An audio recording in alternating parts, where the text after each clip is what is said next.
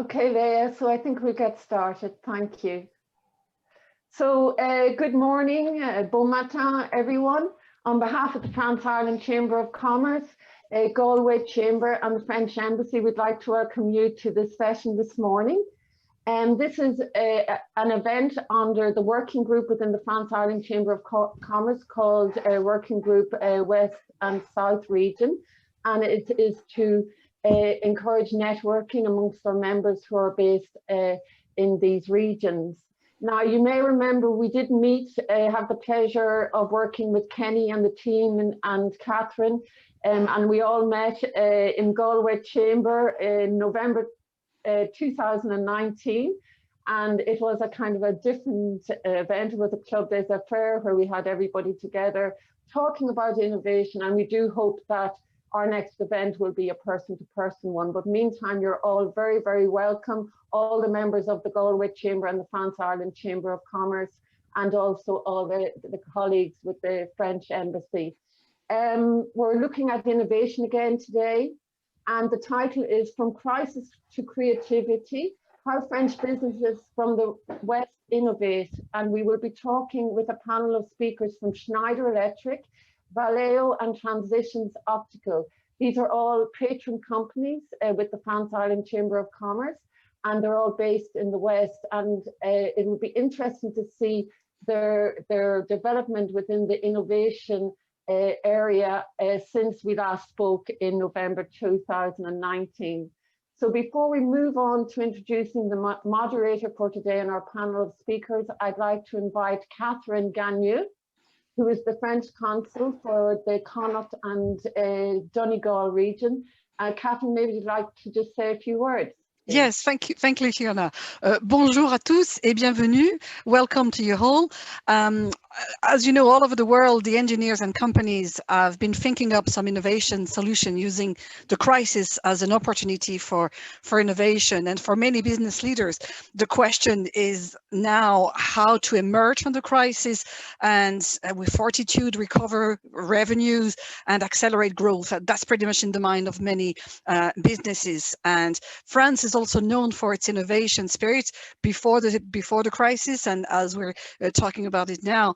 And we can already see and expect some different kind of emergence of new influential behaviors. And I believe that companies like the ones that are joining us today, like Transitions, Valeo and Schneider, are already paving the way for the West of Ireland in terms of innovation. And I'm very much looking forward to hear that conversation that they will share with us. Thank you very much. Merci, Catherine. And now I invite Kenny Deary, who's the CEO of Galway Chamber. Kenny, if you'd like to say a few words. Thank you, Cleona. And you mentioned the soiree going back to November a year and a bit ago. I'm sitting in the boardroom of Chamber as the lone soul in the building. That night certainly reflected the bon vivre of the time, and we look forward to welcoming you and your colleagues again when all this passes, and it will. I think looking at creativity in the title is absolutely brilliant. It kicked in straight away in this crisis for many people. I think it was a survival mechanism. We've seen so many examples of how businesses have become lean, pivoted their offering, in some cases totally transforming their value proposition and their modus operandi. We recently celebrated our Chamber Business Awards in February, and in the category of innovation, it made up a third of the overall entries, despite there being 7 categories. So it just reflects the evolution that has taken place in business. I think those businesses that have come through this and that will come through this will be stronger, more agile, more technology enabled, and it will with great ease access new customers in new markets more than ever before. So I look forward to hearing the discussion and the dialogue today, and I applaud the panelists for taking part in this and in some way inspiring us all a little more on this call. So back to you, Cleona. Okay, Kenny, thank you. And we do look forward to visiting you again soon in Galway. So I'd like to now introduce you to our moderator. I'm sure many of you do know Paddy McDermott already. Paddy is a member of the Galway Chamber, and he's also a director on the Council of the France Ireland Chamber of Commerce. He has his own company, Backs and Max, and he is a representative for Transitions Optical, where Paddy did work many years in a senior role. And he now is involved with startups and SMEs and helping them to develop and sometimes also investing in their evolution. So Paddy, I'd like to thank you for being the moderator today and ask you now to continue and introduce us to the panel. Thank you. Thanks, Fiona. Thanks for your very nice introduction. We have a very diverse and experienced group of people here to speak with you, and we'll talk to each of them separately, just as a matter of introduction. But just to give you a sense of the three groups that they represent, you're looking at about 70 billion in terms of turnover, and close enough to 500,000 employees around the world. So these people are significant parts of very large organizations, and we're very happy to have them here to speak with us and give up their time, because if one thing is for sure, COVID has made everybody an awful lot busier. So we'll kick off maybe with Katie, who is there's a lot of people who would really like to meet you, Katie. Katie's based in London. She's recently joined Schneider in the last couple of years, and came from the other side. She jumped across to the other side, to the corporate side, and she's in charge of innovation in the UK and Ireland. And the reason why everybody would be very happy to see you is because Schneider have a significant free cash flow, and there's an awful lot of innovative companies that would be very keen to see how they could interact with you, Katie. You want to give us a little flavour of Schneider and Katie Mills? Of course, thanks, Paddy. Yes, as Paddy said, I like to say I joined the dark side 18 months ago. So there we go. I come from startup investment world and joined Schneider in October 2019. So just before the pandemic hit, really. Only had a few months really in the office before everyone else disappeared. So it was an interesting time. So Schneider Electric is a large energy management and process automation organization.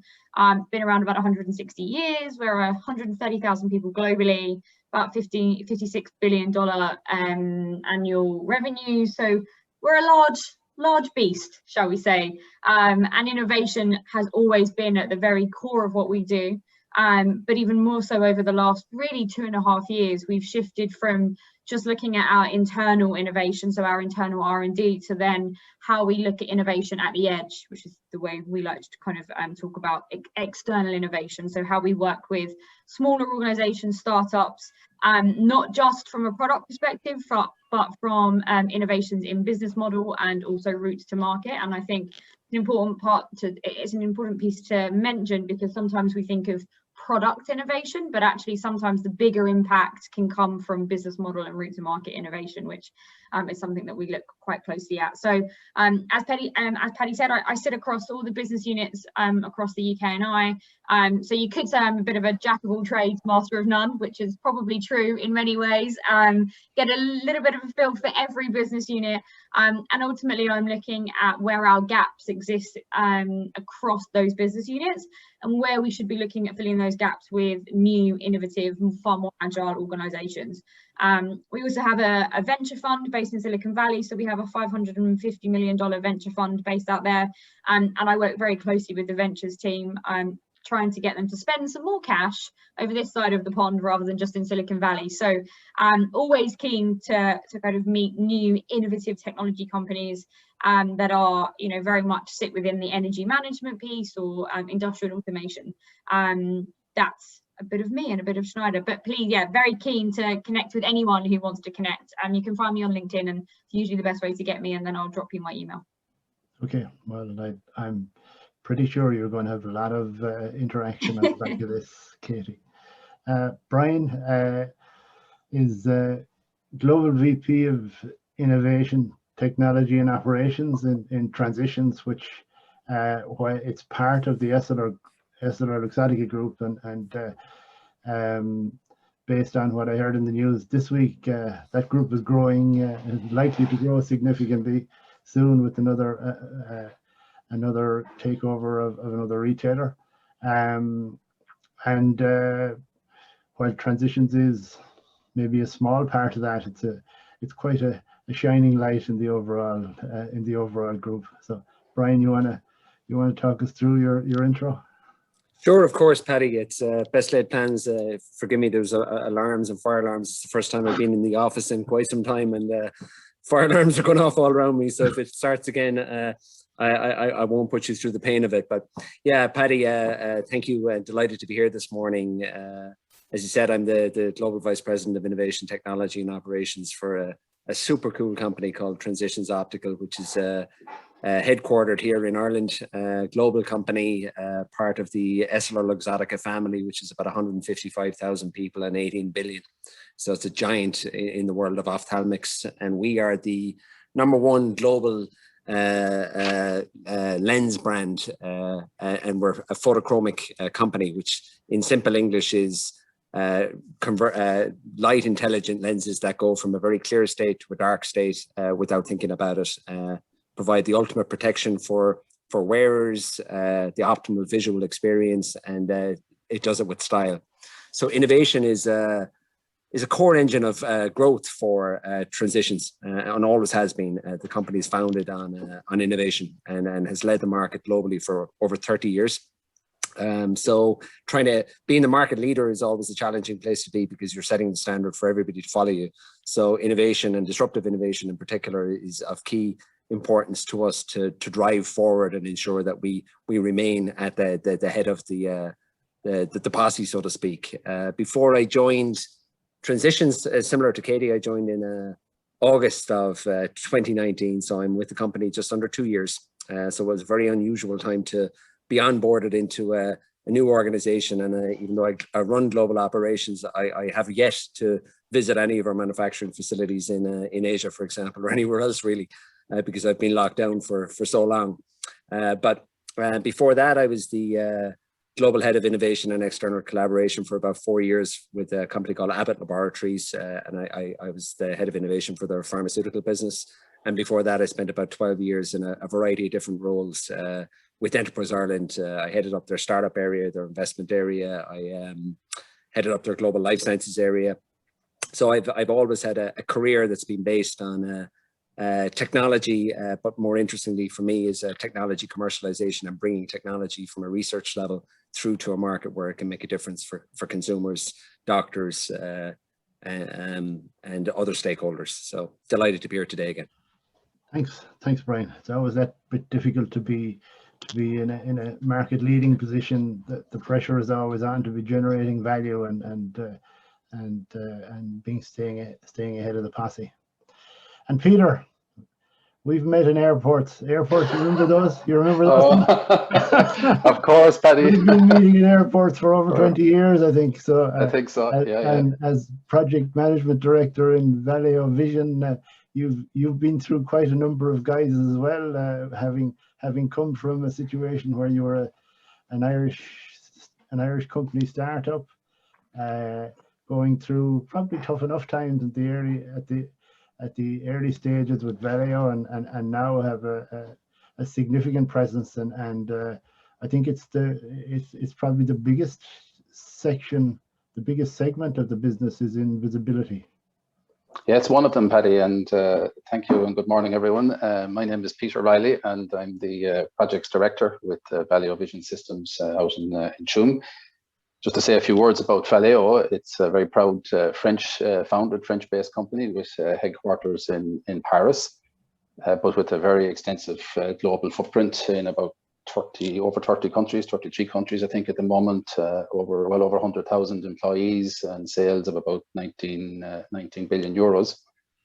The group is structured into 4 groups that really focus on innovation and bring products to the market in 2 critical areas, got to do with CO2 emissions and mobility, and of course the new, or well, very recent autonomous driving based on our very established driving assistance products and technologies.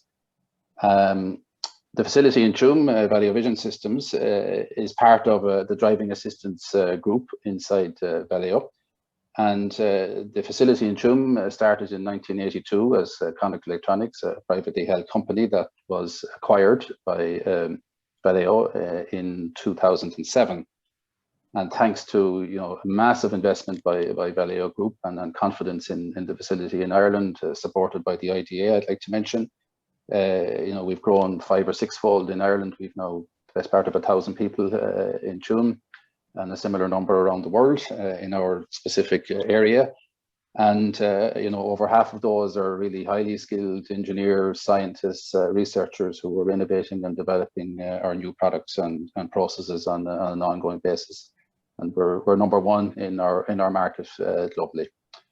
Myself, my life story is quite short. I graduated from UL with electronics in '91, and I joined a small company in Tuam, the same CEL. And over the last 30 years, I spent over 20, first as a graduate R&D engineer, and then leading as R&D director for probably 15 years. Then I took over a business unit for 4 or 5 years, and more recently the global project management activities to service all our customers around the world. And 3 decades later, I'm still trying. Excellent. No, it's great. Great. To have the breadth of diversity of your backgrounds, just to comment on some of the different things that we're talking about. As regards the organization of the session, we have a number of questions we're going to go through with the panel, and if people have questions they want to put to the panel or put them across, we may not get to all of them, but we'll try to, if there are questions coming in, we'll try to section off maybe 10 minutes at the end to address those questions, and we'll try to make it as interactive as possible. So basically, I suppose it's very hard to start any conversation these days without mentioning COVID, and while we're kind of forgetting a little bit about Brexit, anybody who's doing a lot of exporting or moving product around, it's always been in the shadows as well. So in the context of those 2 major disruptions, it's very difficult to plan anything, and there's been a lot of pressure on businesses to like shorten their planning processes and to do things more quickly, where things like innovation, everybody talks about the apple falling off the tree and hitting the guy on the head, and that was how the idea originated. But like innovation in itself, you all know that innovation is a very long process, and it's not something that happens instantaneously. So that must have a big effect on your environment, leading to that uncertainty must really impinge on your environment. So maybe you could comment on how that's impacted you and how you're dealing with it as an organization. Peter, you're the one with the mic off, so you we'll throw that one to you first. All right, thanks very much, Paddy. I mean, there's a lot in there in that comment and those questions. I mean, I think obviously the story goes back, as you said, COVID dominated the year, no question, 2020, and being a multinational and also having a very extensive activity in China, we had signals very early in January, February that things weren't well, and we saw it impacting our business directly. And we also had benefit to see how the colleagues and the community there reacted to manage the safety of our people and our staff, protect our supply chains and protect our customers. And we were very agile and quick to sort of take the view that it was going to come. And we were able to leverage what they had experienced and get an early starter, I suppose, mode. And we had done work from home trials before the lockdowns were announced. We had tested our IT systems with people that had the experience for a day or two to see how it was working and have the office empty and all of that stuff. So very quickly we were able to, when the lockdown came, we were able to see that the day-to-day operations could be sustained. And that was the first, survival. I think Kenny mentioned earlier is critical, and survival in supply chain and delivery of our product to our customers, and of course in the development of our products and the innovation and all of that going on. And I think, there was great community spirit and great mindset in Ireland, that Mehel syndrome of, helping out and rowing in behind each other. We were all in it together. And in some respects, we hit the pause button on innovation in the traditional context. And therefore, the innovation was about supporting day-to-day operations, short-term, very short-term, to get through, stabilize Q1. And then in Q2, the second phase, I would say, was more about planning and recognizing that there would be a back to office at some point. We would have to find a new way of working or a different way of working in S2. And thankfully, our group and our leaders and ourselves, we were again ahead of the even the country in terms of social distancing, temperature checks, masks, gloves, all of those safety precautions for our people that were working, and we had those in place very early. And of course, our sales took a hit like everybody in Q2, so we had to protect the health of the business, and regrettably that involved short-time working. And of course, we were lucky that the government schemes were there to support our employees and the business. But that phase in our industry, remarkably, we saw a big rebound in Q3, and the demand around the world for our products, I won't say returned to normal, but it got close to it. And thanks to the work we've done in the safeguards we put in Q2, we were able to meet that demand and make those sales and start to get back to somewhat normal day-to-day operations. But that allowed us then to turn off the pause button or reactivate the traditional, let's say, life cycle for the product innovation in that space.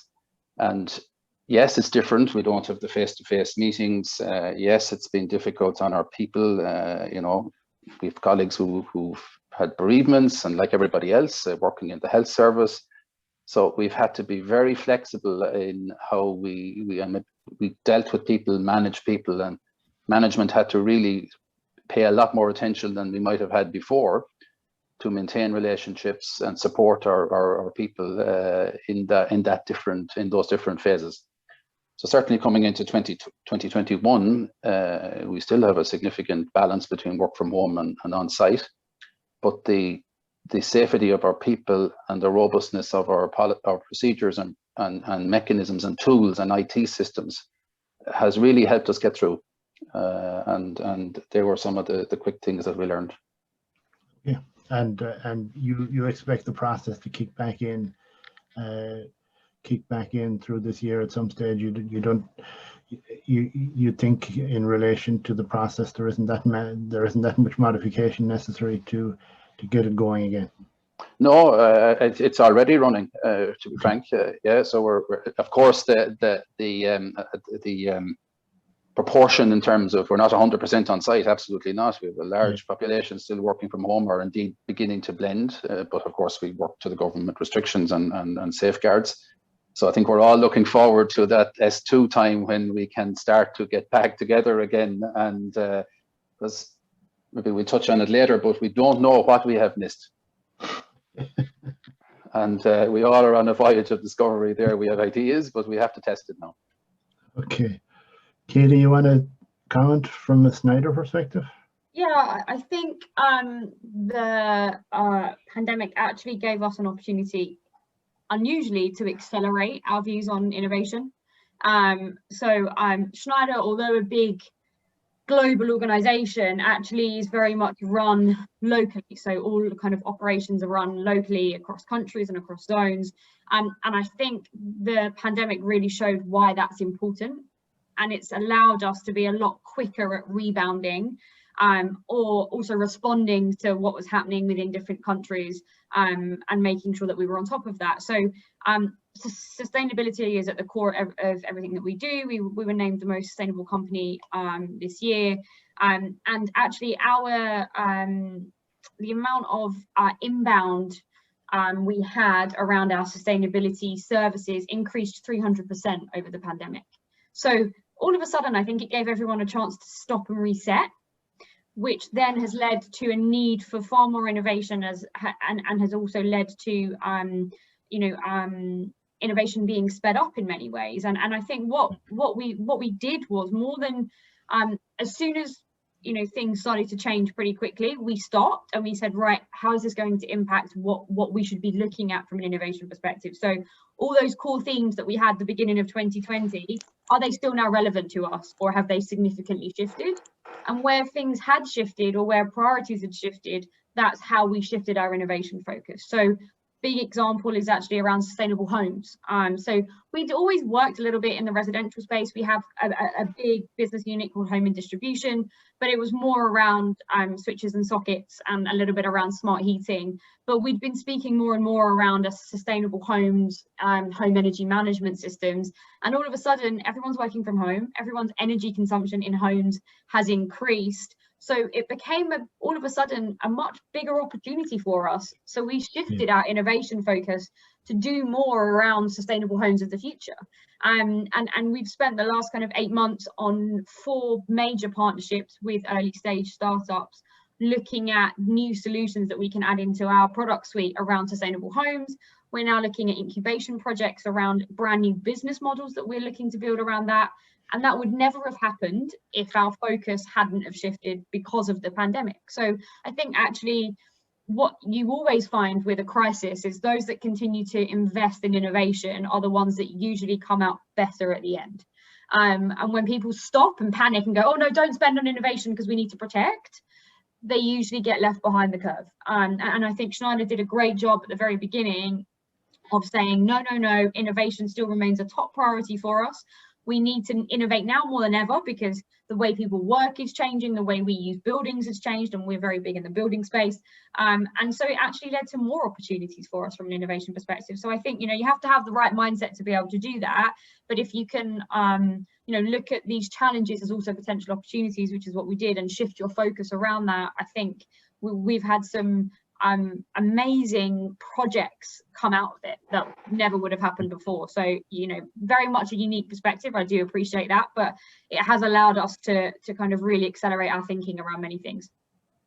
Yeah, looking at your 2020 results, you're probably one of the few companies that has actually grown and hasn't been impacted at all. So it does show that the value of agility and innovation and being able to move things around. Brian, you want to comment on that aspect? I'm sure it's been central to your whole life form for the last. It has. Yeah, I guess it has, and I'd echo a lot of what Katie and a lot of what Peter have already described. I think it was a bit of shell shock initially because nobody had a blueprint to how to manage and lead through this. So what it did for us really was, I guess as a management team and as a leadership team, we took a step back and said, okay, well, first and foremost, we have to protect our people. So we did everything in our power to temperature scanners, health and safety throughout all of our facilities. We had everybody working from home that absolutely needed to work from, that didn't necessarily have to be in one of our facilities. And once we stabilized our people, then we had to protect our business because our business, just like Peter described, was unbelievably heavily hit at the end of Q1 last year. In April, I remember, I think globally it fell off a cliff because opticians, retail stores were pretty much closed. But the business rebounded very, very strongly in Q3 and Q4. And we've come back to a position that it's been incredibly tough headwinds against us, but you know what, it's reaffirmed to us what really is important and where we need to invest and why we invest in spaces, because it gave us an opportunity to take a step back and say, okay, within our pipeline and innovation in particular, what are our priorities? What do we absolutely have to deliver on to ensure that when we do emerge from this, we're going to be in a very strong position? So that's what we did. And we literally, we changed how we worked. I think flexibility and agility and transparency have been the 3 greatest tools that we have had. And our teams and our people and our culture have been absolutely fantastic. I have to say they've been extremely creative in how they've gone about their working, how we've structured how we work. When people needed to be together, we ensured that the key people within key teams weren't in the same place at the same time in case somebody was unfortunate enough to get COVID. So we try to separate key functions while keeping the show on the road. And that's exactly what we did. We certainly managed our OPEX and we managed our CAPEX very, very closely to protect that business, but ensured we continued to spend in the areas that were of key importance to us. But, you know, that was almost on the reactive firefighting, how to manage the day-to-day, month-to-month. We did not take our foot off the gas in terms of longer term investment opportunities at all. They may not have been at the top priority, but we kept them ticking over as best we could. And now we're doubling down on those very particular areas. And I think that, you know, working from home has been incredibly tough for a lot of people. I think people talk about productivity going through the roof. I think it has. I think people are working a hell of a lot longer, but I don't think it's sustainable. And I don't think it's something that we're very, very conscious of. And I'm very conscious of in terms of people, just their commitment. Professional people are very committed and they're working all the hours that God gives them. But, you know, ensuring that there's that type of balance in people's lives is something that we as a company have been focused on, because people are our key asset. And if we can't protect them, then we can't protect our business. But the last comment I'll make is that it's given us a good opportunity to take a step back away from the business and look at the business in terms of, you know, how we work. We changed how we work. Like, we've new agile development teams in place. We've set up new insight innovation teams. We changed how we manage our governance structures. So it gave us a good opportunity to step away to work on while working through this pandemic. So there's been significant downsides, but there's been significant upsides and positivity to this whole debacle that we all find ourselves in. Yeah, but it's an interesting thing how much the whole thing has impacted people, and I'm impressed with all of the answers. It's been they've all been very much focused on the impact on the people, and working from home has been a feature of the whole pandemic experience. And now, as people, we had an interesting forum during the week talking about this, about the whole notion of working from home and how things are going to have to change. But maybe you could comment, and we'll maybe kick this one off with Katie just to move it around a bit. What kind of measures the company has taken to manage mental health of employees? Because, you know, everybody is very concerned about you know, people understanding what's expected of them, and it's almost like it's become this elephant in the room that if it's not properly explained, that people will just go at it too hard, and next, you know, they suddenly realize, and everybody has an issue at that stage. So like, what have you done in terms of mental health, the mental health aspect, and aligned to that? What are you doing to kind of make sure that the employees are engaged, the kind of measures? It's probably interesting for people to understand what companies like yourselves are implementing, and what has been done to try to drive all of that. So I think kind of what's important to say first of all is we definitely still need to find more balance. 100%. We haven't nailed that today yet. We're getting better. But I'm sure, like all of you, my working day seems to get longer and longer every week, and that's definitely, just like Brian said, definitely not sustainable moving forward. So I think actually in a weird way, because a lot of my team, so the innovation and strategy team, we're spread all over the country. It's actually given us an opportunity to connect more regularly with each other. Because when we were all dotting about to different offices and you're going to different meetings, we very rarely all got on a call, or very rarely got all together for a meeting. So actually, you know, we've done small things like even just having a team social every other week, right? On a Friday afternoon, we send around a box of alcohol to the team. Like, it's usually a couple of bottles of beer each, and that's about it. It's nothing super fancy. And we get on and someone does a team quiz.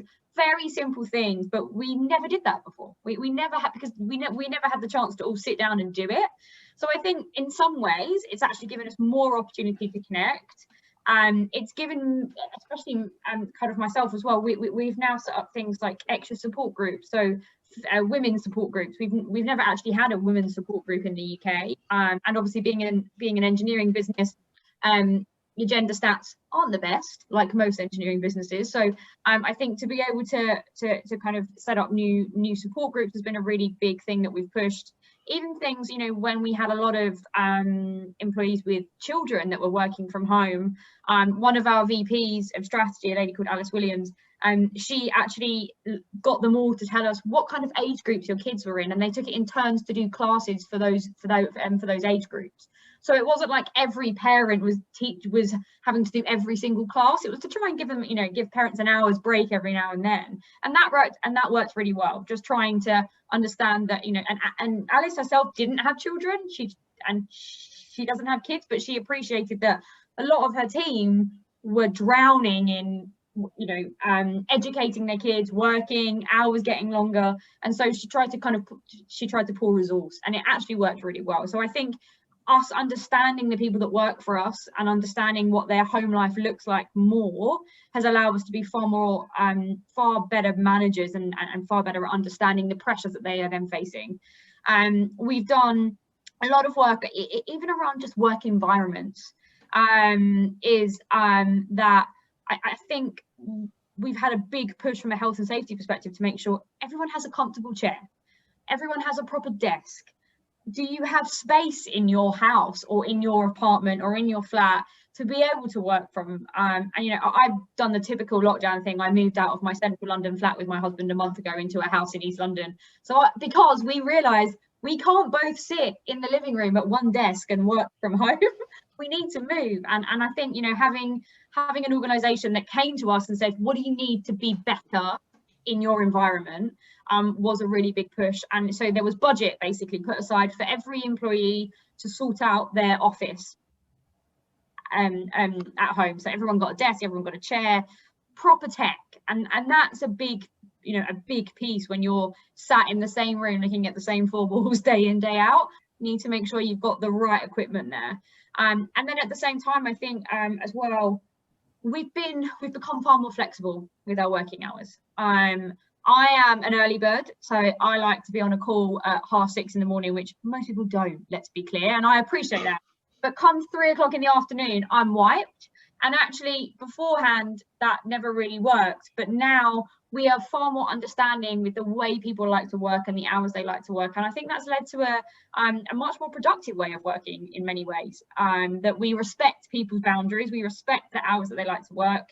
And we're getting better now with, you know, I now block out an hour in my diary every day. It's just 1 hour, and sometimes it doesn't happen, but I go with the best of intentions to say that's the hour that I'm going to get outside, I'm going to go for a walk. And we've changed, you know, our Monday morning meetings to a walking meeting when it's nice weather. So everyone goes out, we're on our phones and we walk and we talk, and it's usually just an update of what we're doing that week, nothing super important. But yeah, it's all those small things that we never would have thought about before have given us the opportunity to do that. And like I say, we still don't have balance 100% down. Some weeks I look at my diary and think, holy hell, how am I going to get through this week?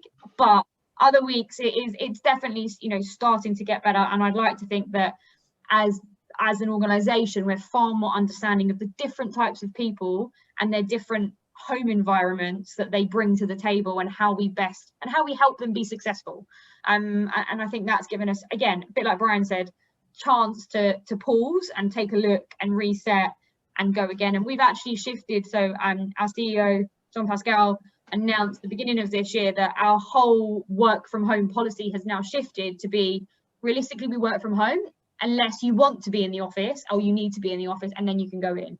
But it's meant that it's far more flexible for parents, you know, everyone who likes to be able to work from home every now and then. So I think, and that's been a huge shift for us. Excellent.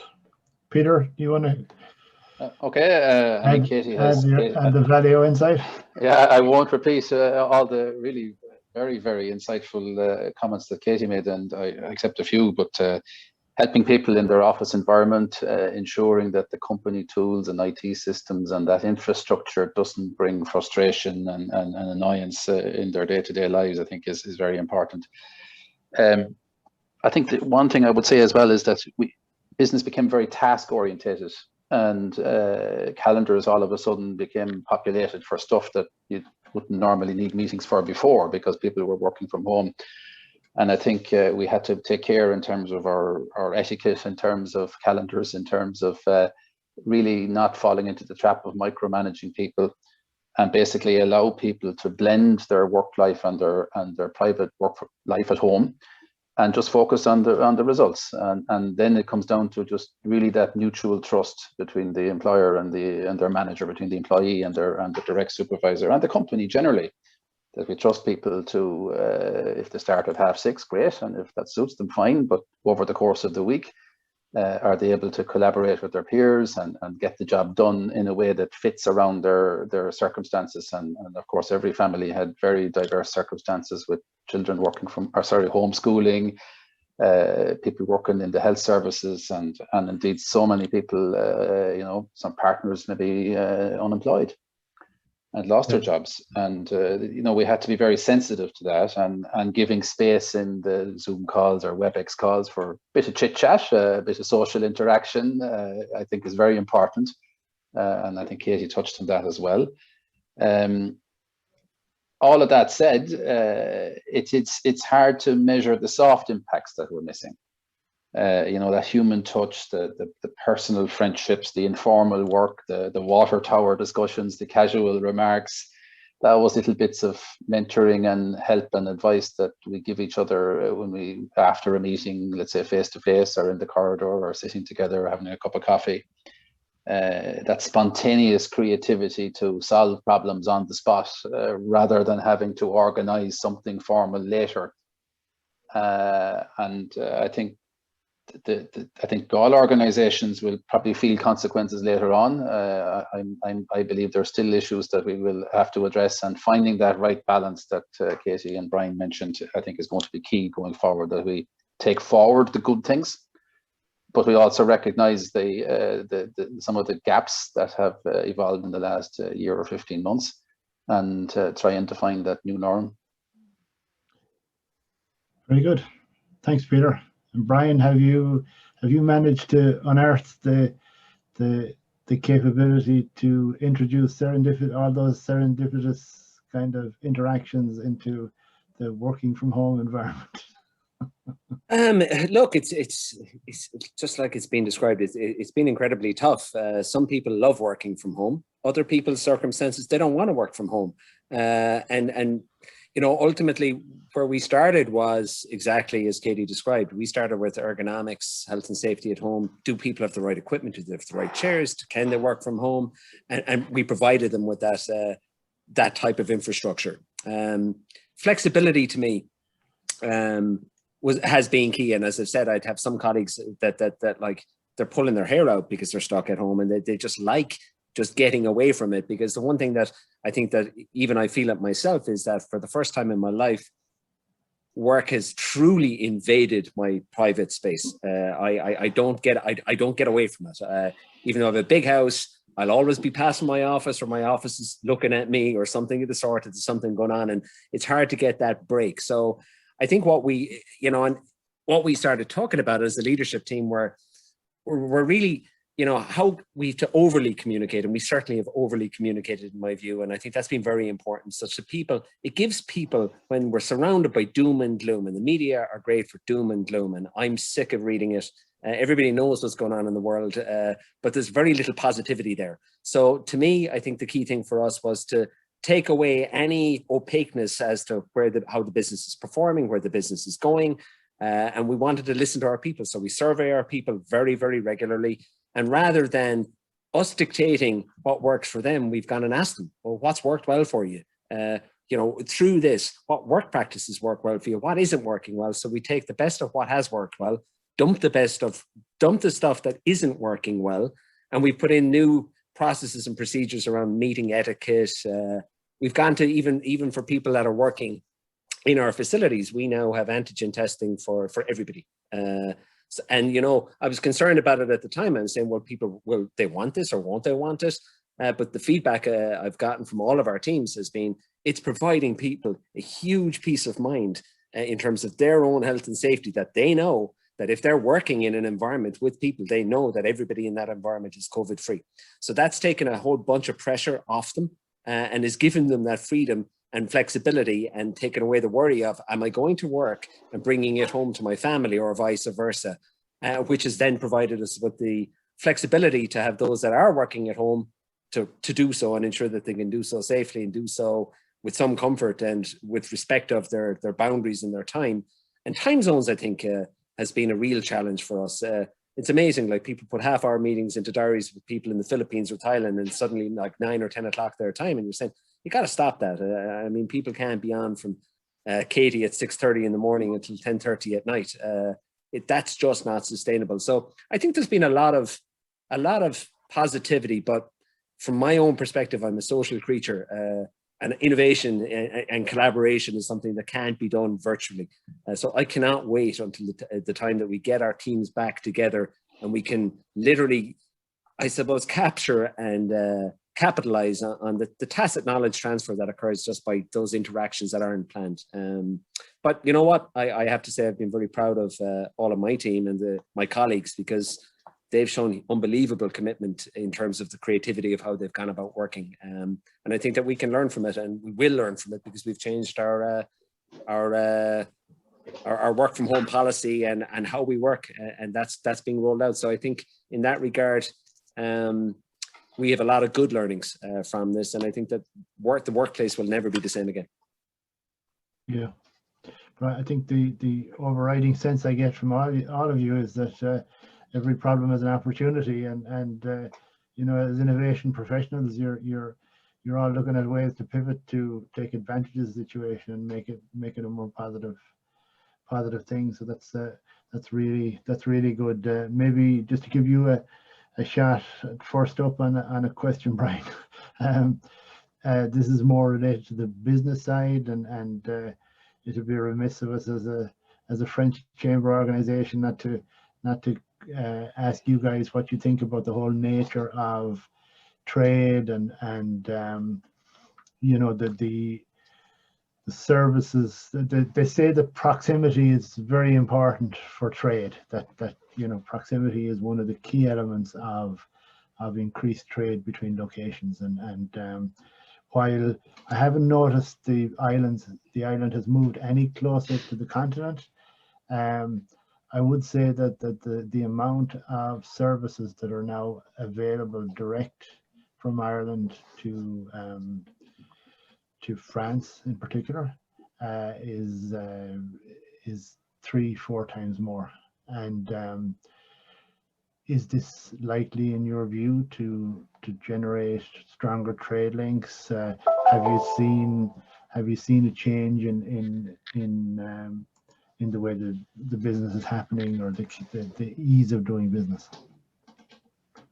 Oh God, no! I wouldn't say any of this has aided the ease of doing business. I think that this has made business more difficult to do. In terms of global trade, a lot of our products we've manufacturing facilities all over the world. A lot of our products come from Asia, Thailand, the Philippines, Brazil, Mexico, and the like. And I think that what we've seen trade, the cost of transportation and trade has gone through the roof. The cost of air freight is bananas. Ships are taking longer to get from A to B, and I think that this has slowed down business, in my view.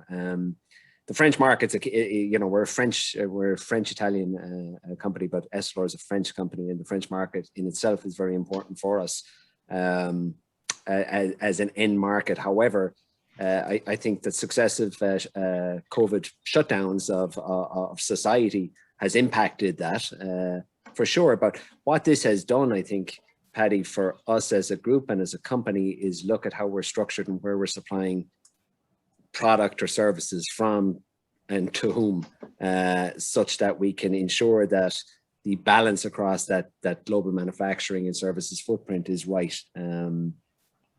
But I don't think I could view this pandemic as being a catalyst for increasing the speed of doing business. It's been the opposite, in my opinion. Any thoughts on that one, Katie? I think what it's done really has highlighted to a certain point the need for local manufacturing. And we are lucky at Schneider that we have a lot of local manufacturing across all of our zones. which is which has mean that we maybe haven't been as impacted as other organizations that rely on manufacturing, in faraway places. So I think, yeah, that has been a real, I suppose, string in our bow, really, that we've always had that very much localized view on manufacturing, which means we haven't seen much of an impact. And France, we are HQ'd out of Paris. Our CEO is a Frenchman. We are a French organization, so our ties to France have always been very, very strong, and that hasn't changed. As Brian says, things might be a little bit more complicated now moving forward, and I think it maybe slows down process a little bit. But what it has meant is that we have spent significant time and resource on getting our ducks in a row to make that as painless as possible from a manufacturing process, so and a logistical process as well. So if anything, like I say, it's just really hammered home to us that the need for localized manufacturing is of real importance now more than ever. Very good. And Peter, on that one? Yeah, I would echo the last comment there by Katie about local manufacturing. I mean, we in Valeo are extremely proud and very much a local for local footprint due to the nature of the automotive business and being close to your customers for just-in-time deliveries and all that stuff. But it also allowed us, in terms of the flexibility of our standards and our processes, to shift operations quite quickly between some of our sites to, if there was a black spot in one area, we could move to another facility and keep supply going to our end customers. And the car lines, where any stop there is an absolute business catastrophe. But I think the logistics overall, as Brian mentioned, is definitely more complex. And of course, given in Ireland and in Tuam, we have a significant manufacturing footprint servicing Europe out of Ireland, or some of Europe out of Ireland. The whole Brexit story was there in the background, and thankfully it was a soft Brexit and not a hard one. And you mentioned the increased traffic and increased relationship with France, and that has been an absolute significant help, because what's most important for us, and I think everybody in logistics, is the predictability and the reliability and being able to plan. And thanks to that extra, ferry services and logistics routes to France, bypassing the land bridge, we avoided, it added time, it added some cost for sure here and there, but most important of all, it brought surety, certainty, predictability in our planning, and that's most important above all. And the only other comment I'd say in terms of the global situation is there has also been a change in the air freight situation, and yes, it's expensive, but at least it's there. And in our industry, there's a global crisis at the moment in semiconductors, and part of the reason for that fantastic news in Intel yesterday is it's also linked to bringing back some of that industry, or increasing it in Europe. And we're suffering that right now in our industry. And having available to us direct air freight from Asia, where these things a lot of them are made, and the USA as well, to Shannon, to Dublin, and not going through London, has been very helpful to us in recent times, when you're down to hours sometimes in terms of stopping lines. So logistics is a massive challenge, and it's got more difficult. Okay, yeah, it's certainly not getting any easier anyway with all of this, with the way the environment has gone. Now I'm cognizant of time, and we've only got a few minutes, so and we were going to talk about a few other things, but I would say that, they say that you shouldn't waste any good crisis, and recently I had to visit a hospital for something, and I was amazed to find out that they had all of a sudden changed from the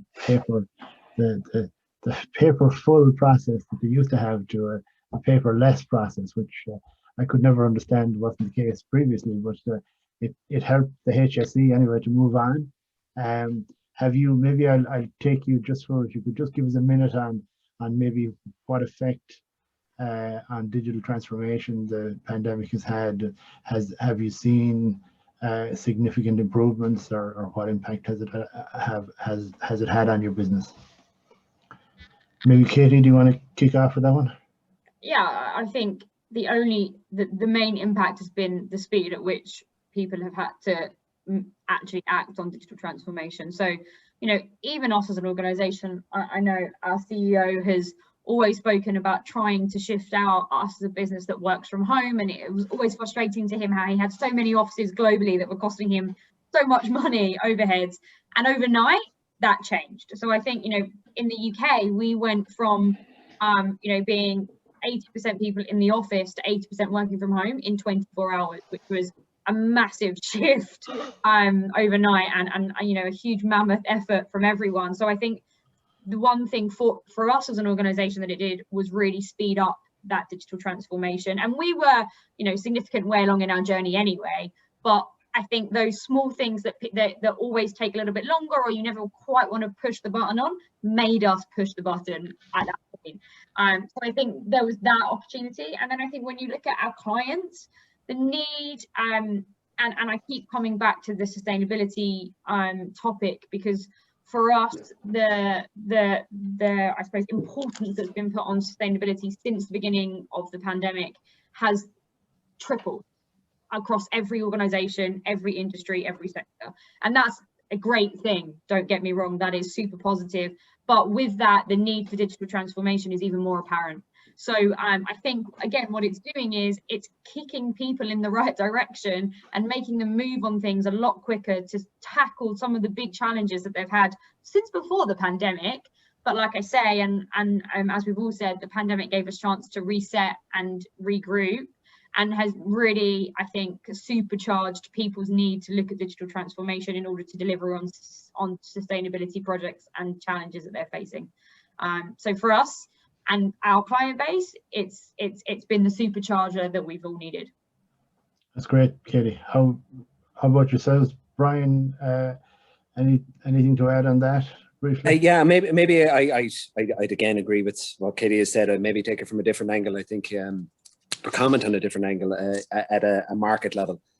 What was interesting to me, and it was something I just never really had thought about up until this, was that eye care professionals play a key role in our particular industry in terms of diagnosis and prescriptions, and their throughput has significantly slowed down. So therefore their appetite, because it takes a lot longer for people to get physically into an eye care professional's practice and to get out the other side. So eye care professionals then said, okay, we got to maximize our revenue. So a willingness to adopt new innovation lessened for quite some time, but only 6 months or so, as they try to maximize their revenue and maximize their patient throughput. So we then said as a business, well, okay, well, how do we use digital tools and online channels to be able to influence, educate, and promote the benefits of our products to eye care professionals in an online manner, but also to consumers that we're not necessarily walking the high streets anymore.